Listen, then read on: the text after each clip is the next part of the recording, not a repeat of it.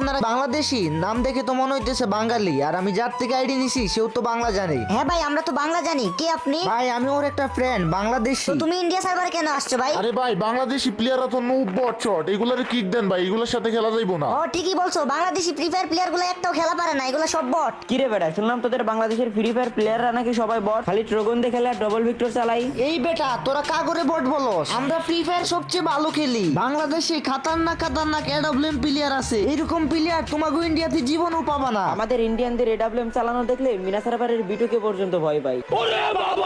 আর তোরা বাংলাদেশিরা তো আমাদের হাতের মুয়া। আচ্ছা, তোদের মতো নুবরাদের তো আমরা গুনাই ধরি না। আমরা যদি নুব হই তাইলে তো তোরা নুব প্রো ম্যাক্স।